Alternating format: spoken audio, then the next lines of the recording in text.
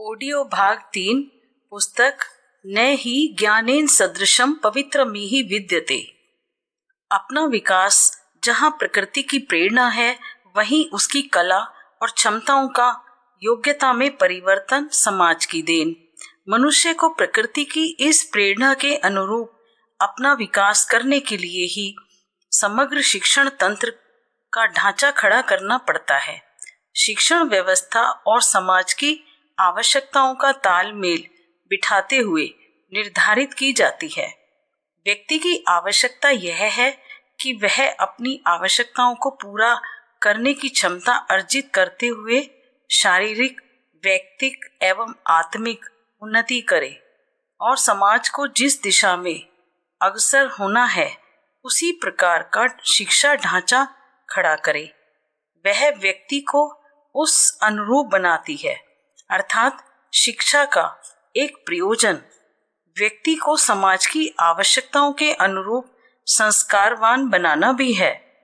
ये दोनों कार्य व्यक्ति की स्वाभाविक क्षमताओं का विकास, ज्ञान और अपेक्षाओं का हस्तांतरण बड़ी आयु की अपेक्षा छोटी आयु में ही अधिक सफलतापूर्वक संपन्न किए जा सकते हैं, क्योंकि उस समय व्यक्ति पर ना तो कोई गंभीर दायित्व रहता है तथा उसकी मनोवृत्तियां भी लचीली होती हैं, जिन्हें मन चाहा मोड़ दिया जा सकता है।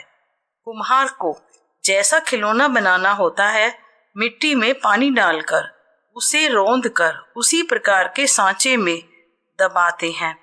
जैसे सिक्के ढालने होते हैं, उसी प्रकार सांचे भी बनाए जाते हैं और उनमें पिघली धातु डाली जाती है। बचपन की उम्र पिघली धातु या गीली मिट्टी की तरह ही है, जिसे मनचाहा आकार दिया जा सकता है। हिटलर ने विश्व विजय का स्वप्न देखा था, तो उसने जर्मन तथा विद्यार्थियों के जातीय श्रेष्ठता और उनकी विशेष योग्यता की बात हर नागरिक के मन में भरने की ठानी। उसी अनुसार उसने वहां की शिक्षा पद्धति का निर्धारण किया। परतंत्र भारत में क्लर्क बाबुओं की ही आवश्यकता थी, तो लॉर्ड मेकाले ने इसी आधार पर शिक्षा का ढांचा खड़ा किया। शिक्षा द्वारा ज्ञान के हस्तांतरण की बात आरंभ में कही गई है। वह शिक्षा का महत्व दर्शाने के लिए ठीक है, पर वह विशिष्ट व्यक्तियों से ही संभव है। सामान्य व्यक्तियों के लिए तो आरंभ में अपनी क्षमताओं के सामान्य विकास, जीवन को सफल बनाने की कला में पारंगतता तथा समाज के प्रति अपने दायित्वों को पूरा करने की तत्परता का ही प्रयोजन रहता है। लेकिन अपने देश में सभी व्यक्तियों के लिए शिक्षा का यह स्तर निर्धारित करना इसलिए भी कठिन है कि यहाँ की अधिकांश जनसंख्या अशिक्षित है। नई पीढ़ी को शिक्षित करने के साथ साथ उसे भी संभालने की जरूरत है, और यह कार्य वे ही व्यक्ति अच्छी तरह संपन्न कर सकते हैं जो स्वयं शिक्षित हों तथा शिक्षा को सभ्यता के दौड़ में समानांतर दौड़ने के आवश्यक ही नहीं, अनिवार्य भी अनुभव करते हों। प्रौढ़ व्यक्तियों के लिए अलग से शिक्षा क्रम निर्धारित करना चाहिए, ताकि वे भी अब तक आई कमियों को दूर कर सकें, जन स्तर पर कार्यान्वित हो सकें। इस तरह की व्यवहारिक शिक्षा 3 भागों में बांटी जा सकती है। पहली, अक्षर ज्ञान के साथ साथ संसार की विभिन्न परिस्थितियों की जानकारी। उसके बाद दूसरे क्रम पर शारीरिक, आर्थिक एवं भौतिक जीवन को सरल व सफल बनाने योग्य उपयुक्त ज्ञान तथा तीसरे चरण में मानसिक तथा भावनात्मक स्तर पर व्यक्तिगत एवं सामाजिक गतिविधियों का बोध। इसके बाद का क्षेत्र व्यक्ति के लिए स्वतः छोड़ दिया जाए कि वह चाहे तो किसी विषय में विशेष योग्यता अर्जित कर सके। प्रयत्न तो यह किया जाना चाहिए कि व्यक्ति अपनी भौतिक संपत्ति बढ़ाने की जितनी चिंता करता है और उसके लिए जितना प्रयत्नशील रहता है, उतना ही प्रयत्नशील अपनी ज्ञान संपदा बढ़ाने के लिए भी रहे। मनुष्य का वास्तविक धन तो विद्या ही है जिसे ना कोई चुरा सकता है और ना डाकू छीन सकता है। जन स्तर पर विद्या की संपत्ति बढ़ाते रहने के लिए प्रोत्साहन की सुविधा करनी चाहिए और वैसी परिस्थितियां भी उत्पन्न की जाती रहनी चाहिए। आजकल शिक्षा के प्रति अभीष्ट रुचि का अभाव लोगों में इसलिए भी देखा जाता है कि वे पढ़ लिख कर नौकरी तलाश करने के चक्कर में वर्षों इधर से उधर भटकते रहे। लाखों छात्र प्रति वर्ष पास होते हैं और सभी की इच्छा अच्छी और ऊंची नौकरी प्राप्त करने की होती है। इन सबको कहाँ से काम मिले, कहाँ से नौकरी दी जाए, फलतः शिक्षितों की बेकारी देखकर भी सामान्य सूझबूझ के अभिभावक अपने बच्चों को पढ़ाना नहीं चाहते। इस स्थिति का सामना करने के लिए शिक्षा प्राप्त कर रहे प्रत्येक व्यक्ति को अपना दृष्टिकोण सुधार लेना चाहिए।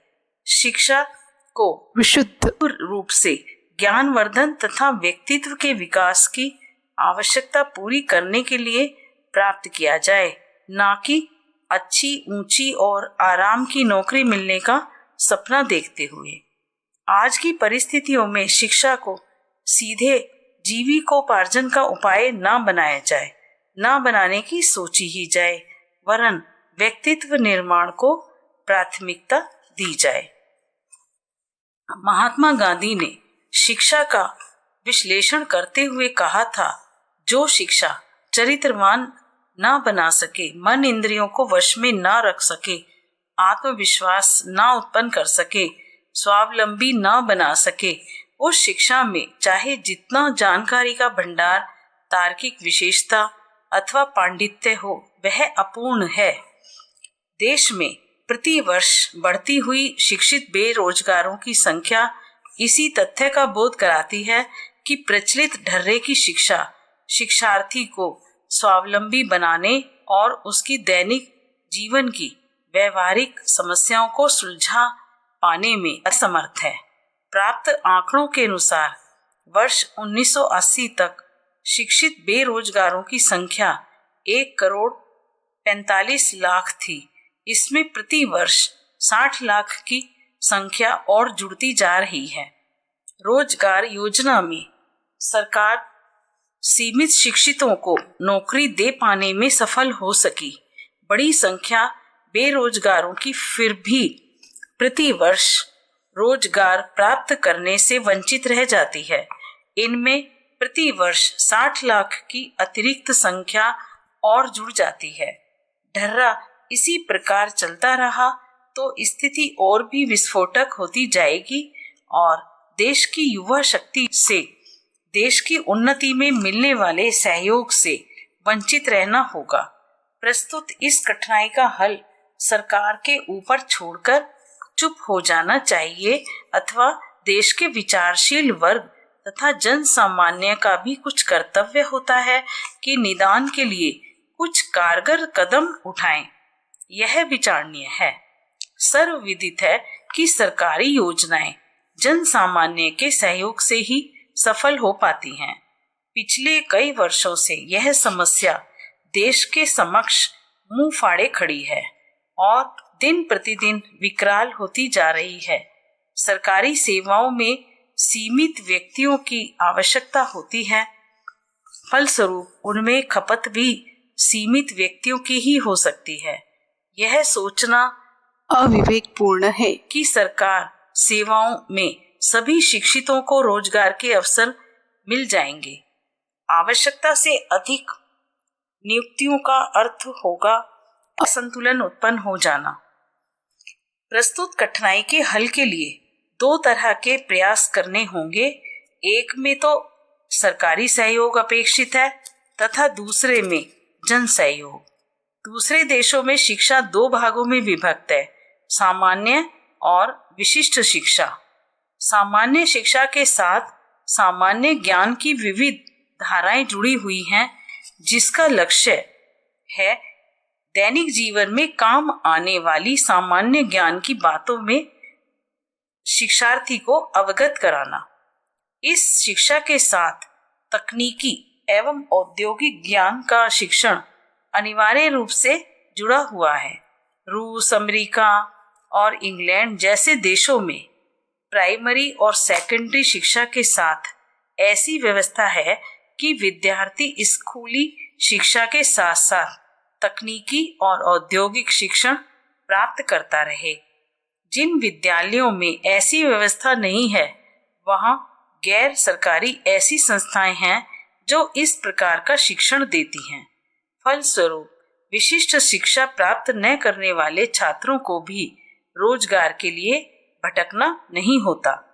वे विभिन्न कार्यों हेतु इतनी प्रवीणता प्राप्त कर लेते हैं कि अपनी जीवन गाड़ी स्वयं खींच सकें। ये शिक्षण कई प्रकार के होते हैं। कुटीर उद्योग, कृषि करने की विशिष्ट तकनीकी, ड्राइंग, पेंटिंग, छोटे छोटे मोटर पार्ट्स बनाना, रेडियो, ट्रांजिस्टर, घड़ी ठीक करने जैसे अनेकों प्रकार के शिक्षण प्रचलित है। कितने ही छात्र विद्यार्थी जीवन में ही इनमें प्रवीणता प्राप्त करके स्वावलंबी होकर शिक्षा अर्जित करते रहते हैं। किन्हीं कारणों से जो आगे की शिक्षा प्राप्त नहीं कर पाते, वे अपना स्वतंत्र व्यवसाय खोल लेते हैं अथवा प्रवीण होने से किसी न किसी औद्योगिक प्रतिष्ठान में रोजगार सहज ही उपलब्ध कर लेते हैं। विशिष्ट शिक्षा के लिए वे ही छात्र उन्मुख होते हैं जो अत्यंत मेधावी होते हैं और भविष्य में शीघ्र प्रयोजनों में अपनी क्षमता लगाना चाहते हैं। रूस आदि देशों में तो देश की आवश्यकता के अनुरूप शिक्षा दी जाती है। जिस विभाग में जितने व्यक्तियों की जरूरत होती है, उतने ही व्यक्ति उस विषय में नामांकित किए जाते हैं। फलस्वरूप असंतुलन की स्थिति नहीं उत्पन्न होने पाती, न ही अपने देश जैसी स्थिति आती है कि विशिष्टता हासिल करने के बाद भी युवक को रोजगार के लिए भटकना पड़े। अपने देश के लिए भी यह व्यवस्था उपयोगी होगी।